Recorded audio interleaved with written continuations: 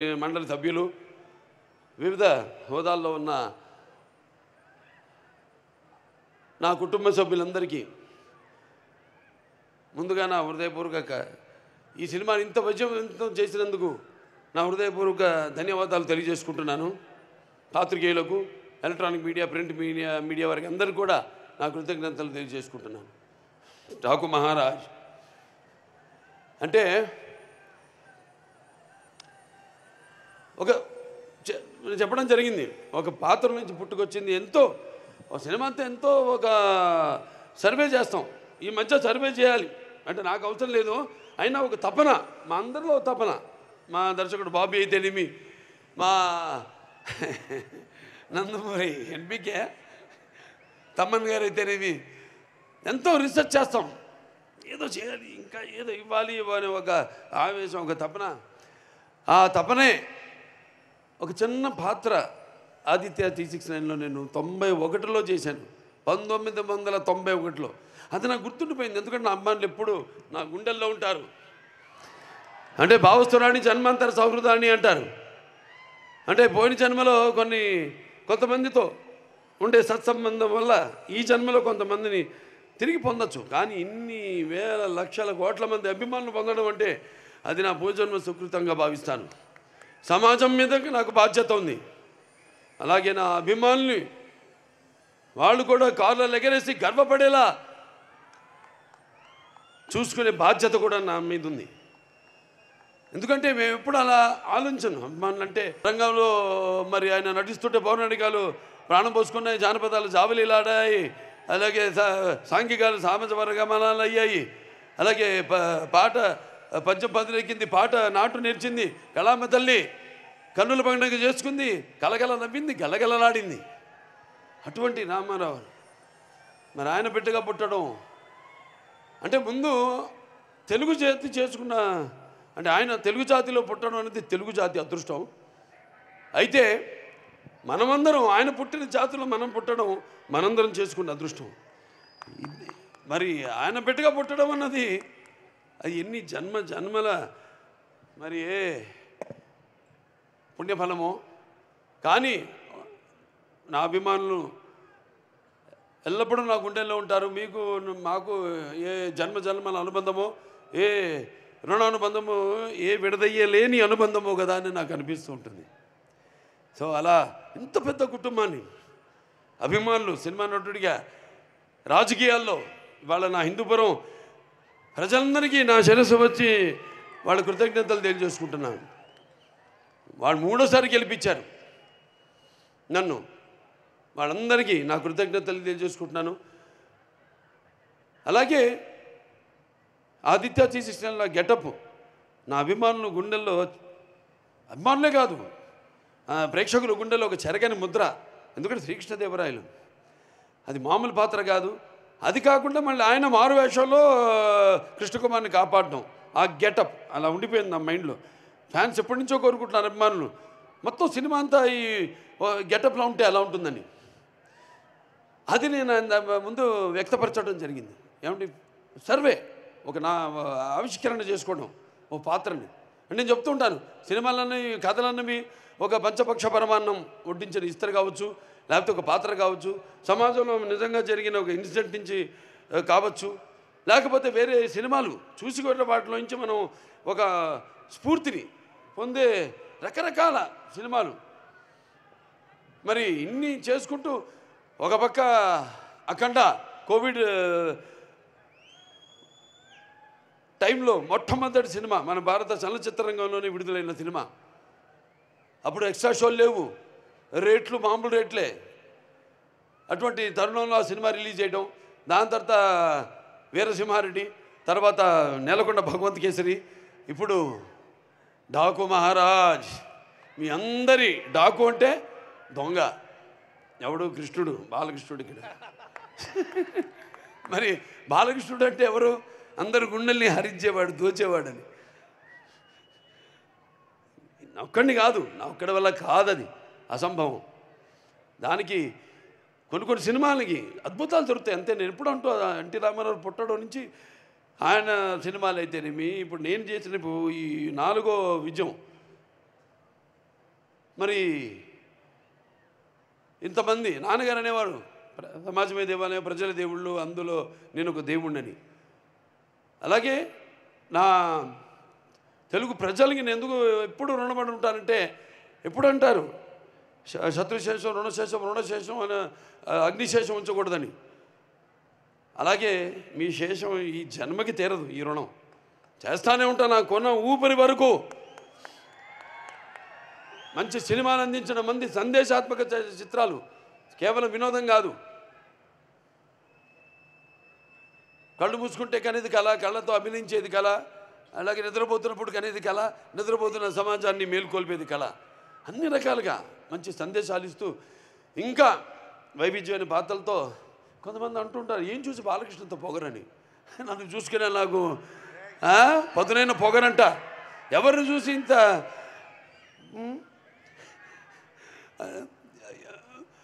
అంటే అన్నీ తెలుసా వీడికి అనుకుంటారు. నన్ను నేను తెలిసే కంటే గొప్ప విద్య లేదని ఒక సవాలుగా నిలబడతా.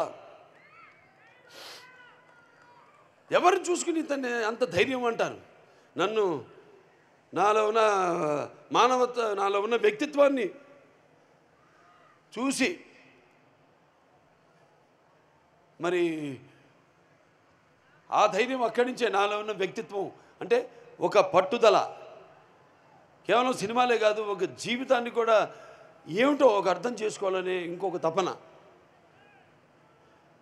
అలాగే అభిమానులు ఉన్నారు, వాళ్ళే అసలు నిజమైన నా ప్రచారకర్తలు. నేను ఎప్పుడు పట్టించుకోను సినిమాలు కలెక్షన్స్ గురించి కానీ, రన్ గురించి కానీ, వేట్ల గురించి నేను ఎక్కువ పట్టించుకోను. కానీ వాళ్ళకి తెలుసు నా రికార్డ్స్ అన్నీ ఒరిజినల్ అని, నా కలెక్షన్స్ అన్నీ ఒరిజినల్ అని, నా అవార్డ్స్ అన్నీ ఒరిజినల్ అని, నా రివార్డ్స్ అన్నీ ఒరిజినల్ అని. అయినా ఇవాళ ఈ సినిమాలన్నీ కేవలం అట్లా మీకు నచ్చడమే కాకుండా అటు ఇండస్ట్రీకి కూడా ఒక అటు పరోక్షంగా ఎంతోమంది ఉన్నారు సినిమా మీద ఆధారపడి. సినిమా ఇండస్ట్రీలో అటు ఎగ్జిబిటర్స్ అయితేనేమి, పంపిణీదారులు అయితేనేమి, సినిమాకు పనిచేస్తున్న వాళ్ళు అయితేనేమి, వాళ్ళందరూ ఆనందంగా ఉండడమే నాకు కావాలి. అలాగే మంచి సినిమాల వల్ల మంచి సందేశంతో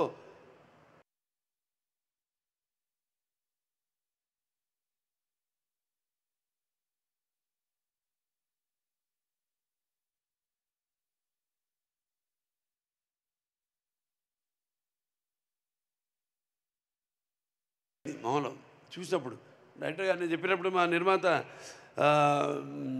వంశీ గారు చెప్పినప్పుడు వచ్చారు, కలిశారు. వంశీ గారు కూడా ఎంతో అనుభవం ఉంది, ఎన్నో సినిమాలు తీశారు, ఎన్నో బ్యానర్లు ఉన్నాయని, హారిక సితారా అని ఇట్లా ఎన్నో సినిమాలు తీస్తూ ఎంతోమందిని బ్రతికిస్తున్నాడు ఆయన. ఎంతో మంచి సినిమాలు కూడా తీస్తున్నాడు ఆయన. ఆయన మరి బాబీ గారిని తీసుకొచ్చా అంటే ఏదో ఒక విషయం ఉంది. అంతేకాకుండా ముందుగా ఒక బాలయ్యని ప్రేమించిన ప్రియుడిలాగా నేను అన్నాను. మొత్తం పూర్తిగా చూసేశాడు. అలాగే ఎంతో సున్నితంగా, ఎంత నవ్వుతూ, అసలు టెన్షన్ లేకుండా హ్యాపీగా లొకేషన్లో నాలో ఉన్న ఈ నవరసాలను రాబెట్టుకున్నాడు బాబీ. అలాగే నేను ఎప్పుడు అంటుంటాను, ఈ ముత్యాలు ఏటువాలుగా దొల్లుతుంటే చూడడానికి ఎంత అందంగా ఉంటే అంత అందంగా అందరి దగ్గర నుంచి, నటుల నుంచే కాదు, అటు సాంకేతిక నిపుణుల నుంచి అందరి గురించి కూడా వాళ్ళ పనితనాన్ని రాబెట్టుకోగలిగిన సత్తా ఉన్న దర్శకుడు మా బాబీ. అద్భుతం. ఆయనతో అంటున్నా, మీరు కూడా హీరోగా యాక్ట్ చేయొచ్చు కదా సినిమాలోని.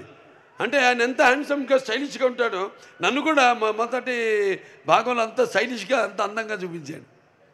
అంత అందంగా కనపడడానికి కూడా మళ్ళీ మన కారణాలు ఉన్నాయి. వేషధారణ, ఆహార్యం, మరి వాచకం, ఇవన్నీ ఉంటాయి. నన్నంత అందంగా చూపించిన మేకప్ అండ్ మహేష్ ఉన్నాడు. లేకపోతే మా పర్సనల్ ప్రొడక్షన్ మేనేజర్ అశోక్, కుర్రాడి నుంచి కూడా సురేష్, అందరూ కూడా. అంటే నేను పొద్దున్న వెళ్ళిపోతాను, ముహూర్తాలు చూసుకుని వెళ్ళిపోతాను. ఆ టైంకి ఒక పక్క చలి, ఆ చలిలో వద్దరా మీరందరూ ఉండద్దు అక్కడ, నేను వెళ్ళిపోతాను, వెళ్ళిపోయి వాడు 10ంటికి షార్ట్ చెప్పారు, నేను రెడీ అవుతానంటే ఉండి టెన్షన్గా వాళ్ళు కూడా బయలుదేరి ముహూర్తాలు పెట్టేవాడిని, బయలుదేరి రండి చచ్చినట్టుకి నేను బయలుదేరిన ముహూర్తాలకి వాళ్ళు బయలుదేరాలి, ఏం చేస్తారు అలా. సరే ప్రతి ఒక్కరు అందరూ కష్టపడ్డారు.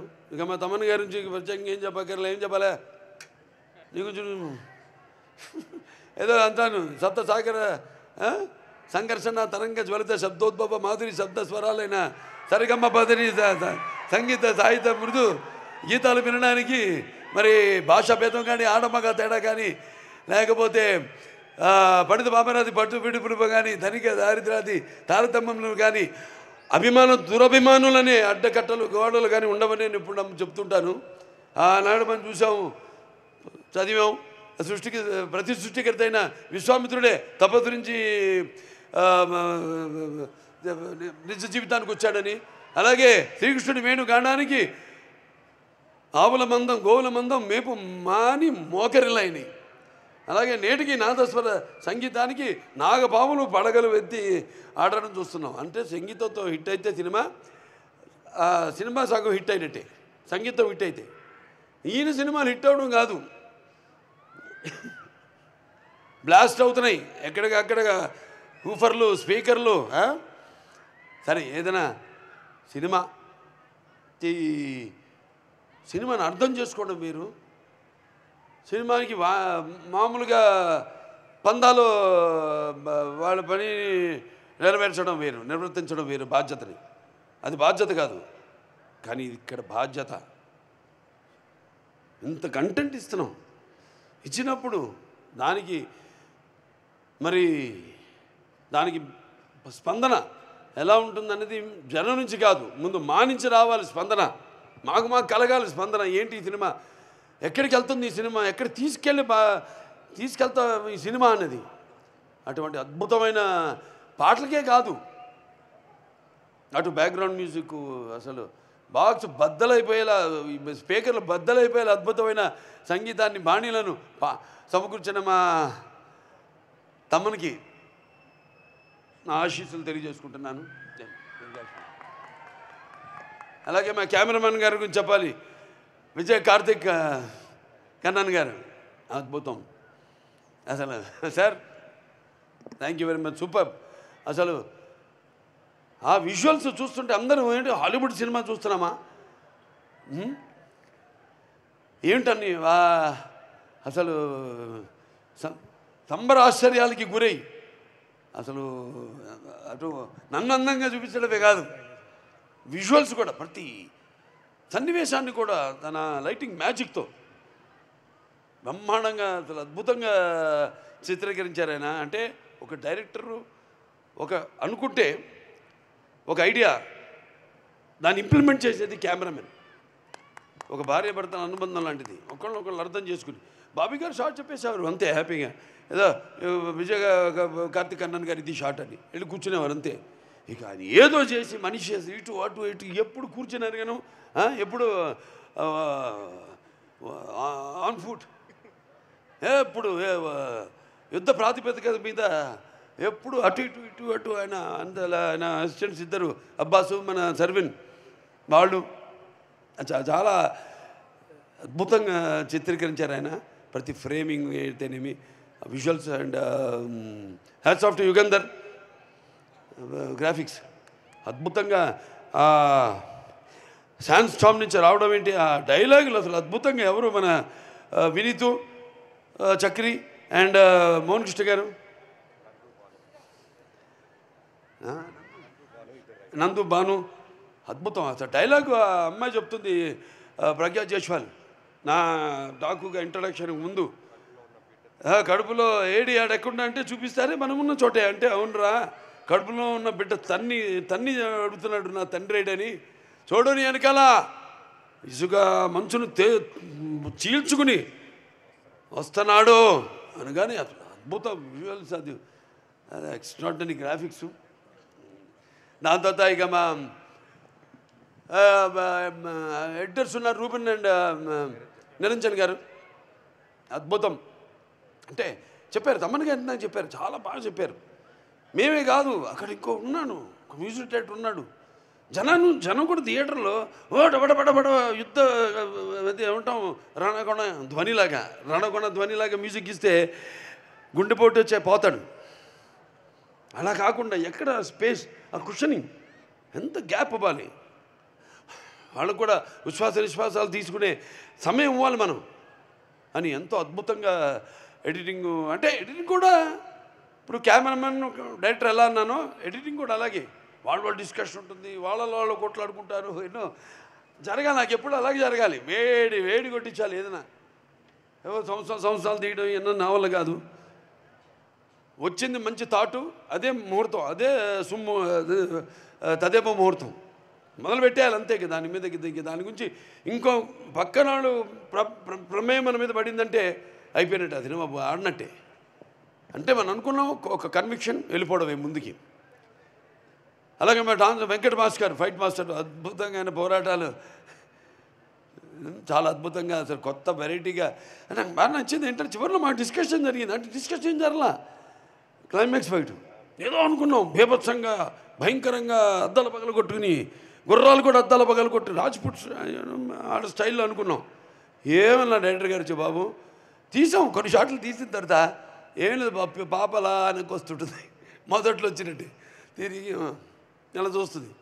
అక్కడి నుంచి హీరో మీరు ఎంటర్ అవుతారండి అదండి, ఆ సలైన్ బాటిల్తో అలా ఎంటర్ అవుతారంటే ఎక్స్ట్రాడినరీ. ఇంకెందుకని ఏం ఎక్స్ట్రాడినరీ కూడా అల్లా ఓకే సార్ అలాగేనండి అని వెళ్ళిపోయా, కూర్చున్నాను.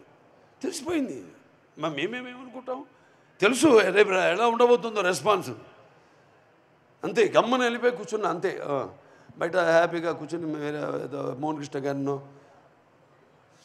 అట్లా పిలిపించుకుని ఏదో జోకులు వేసుకుంటూ మాట్లాడుకుంటూ. అలాగే మా డైరెక్టర్ గారి డిపార్ట్మెంట్ ఉంది, డైరెక్షన్ డిపార్ట్మెంట్. కాంతి గారు అయితేనేమి, లేకపోతే సోమరాజు గారు వచ్చాడు,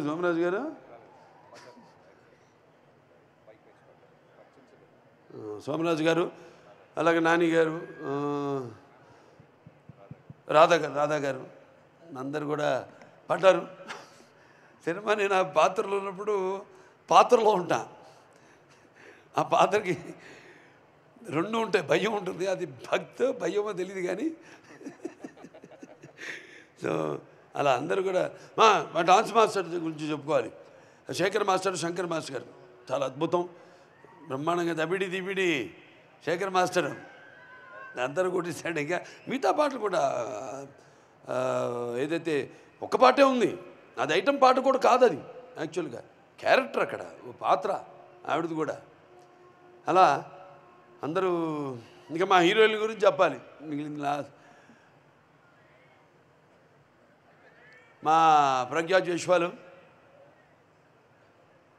చాలా అద్భుతంగా అఖండాలో నుంచి స్టార్ట్ అయింది మా యొక్క ప్రయాణం. మధ్యలో మళ్ళీ అంటూ ఉంటాను నేను, మళ్ళీ మధ్యలో ఎక్కడ కనపడడం ఏంటని. ఆర్టిస్ట్ నటుడు అన్నవాడు ఎప్పుడు ఒక నిత్యావసర వస్తువు, అంటే ఎవ్రీడే కమోడిటీ. అంటే మరి వీళ్ళందరూ చాలా సెలెక్టివ్ ఆర్టిస్ట్, అది కూడా మంచిది ఒక రకంగా. ఎందుకంటే అప్పుడు చూసిన ప్రజ్ఞ ఏమిటి అఖండాలో ఇప్పటికీ అలా ఉంది. మరి రెండు క్వాలిటీసు, అటు నటన ఇటు అందం రెండు కలపోసుకుని ఒక ప్రజ్ఞా జైస్వాల్. అలాగే ఈవిడ మా శ్రద్ధ శ్రీనాథ్